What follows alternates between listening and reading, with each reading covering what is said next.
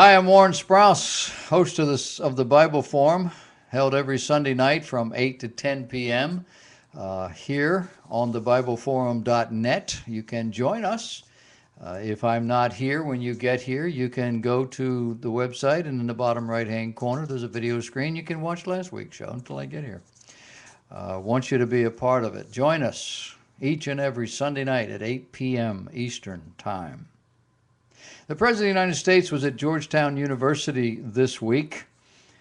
He was speaking on the role of religion in public life.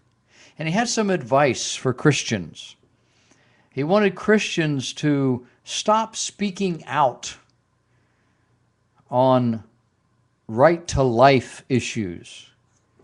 Stop speaking out against homosexual unions and that sort of thing.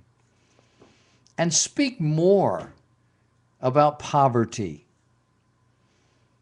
because that's what he thinks churches ought to be involved in? No.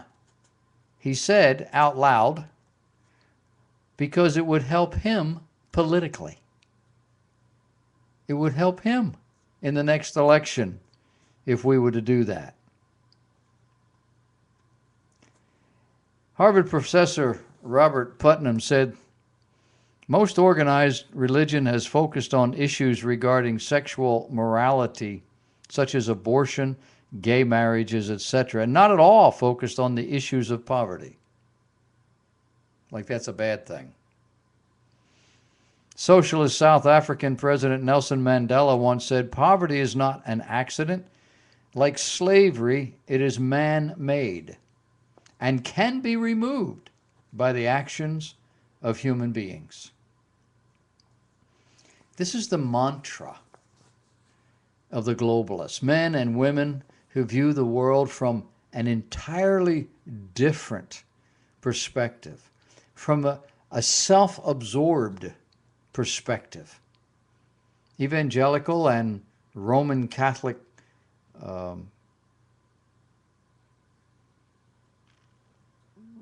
churches give more to social issues per annual income than does the federal government.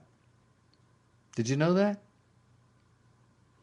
The 7 major national conservative Christian groups involved in the political arena have an aggregate budget of just under $170 million a year. And out of those 7, Focus on the Family accounts for 100 of the 170. That shocked me. $100 million a year.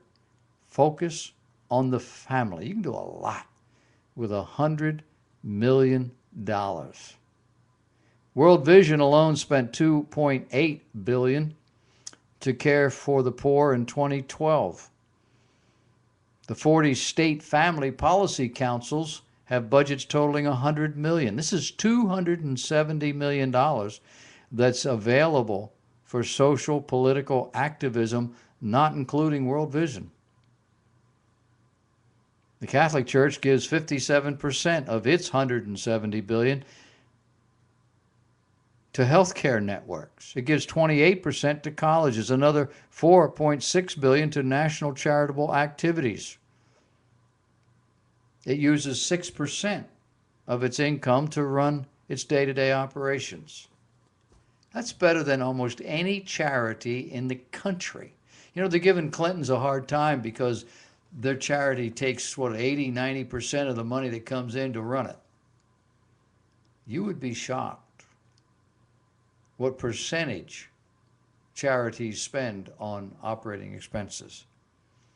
You think 10%, 18%, 20%, 30%. You would be wrong. It's a huge number, and it's obscene.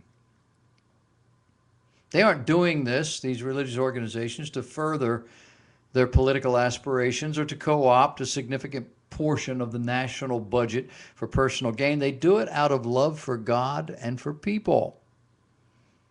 Social activists have succeeded in characterizing churches and Christians as people who are obsessed with homosexuality or with same-sex unions or with abortion. We are not. There are many Christians who are heavily engaged in this area, and we thank God for them, and they keep the rest of us informed. But they only operate because our government leaders are so determined, our political leaders, to destroy the next generation with these self-absorbed, destructive activities. Babies are dying every minute because people won't control their sexual desires, married or not. The most unforgiving law in the world is what you sow, you shall also reap. For the sake of votes, our leaders are trying to take that law off the books. And you can only ask yourself, what would happen if they succeed? And the church seems to be one of the few organizations that's still there saying, stop, don't do this. Because the culture would literally collapse. Morality would be whatever I say it is for me. Everybody in the country would owe me a living. Nothing I do would be my fault. I abuse my body to the point of death. You will be responsible to take care of me. If I want to play rather than get an education or learn a trade, you would be expected to pay my bills. If I don't have a place to live, you would be required to provide one. Our politicians are happy to say yes to all of that. We look at the future, it's already here. We're already doing it. It may be a woman's right to choose, but not to choose for an innocent child. Her responsibility, her obligation, her opportunity to choose occurred weeks before she ever got to a doctor for an abortion, months perhaps. She made her choice. She rolled the dice.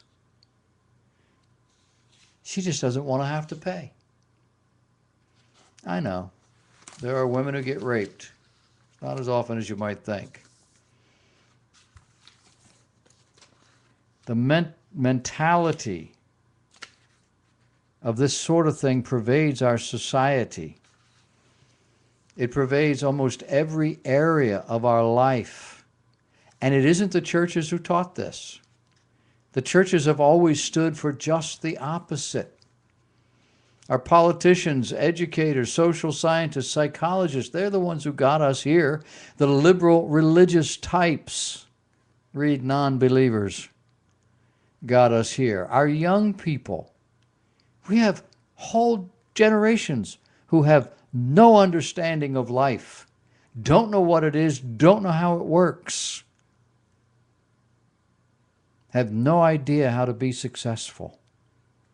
Our culture, under the age of 40, has no corporate memory of anything different. Mandela says poverty is man-made. He's right.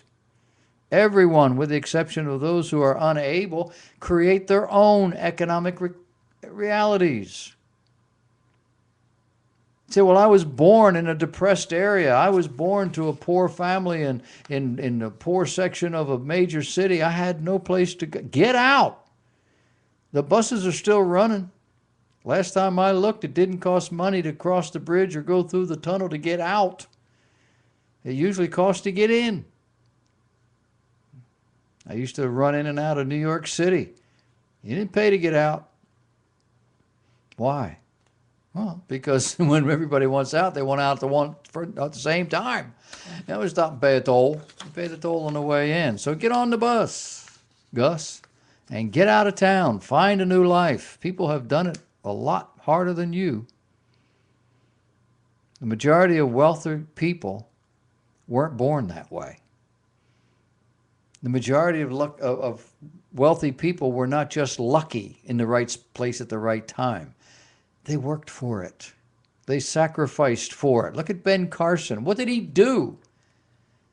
He stayed in the house and he read books and he went to school and he got an education. It might mean that you have to delay getting married. You have to delay having children. But you can do it. It's called self-control. Oh, that's another thing we're not teaching our children.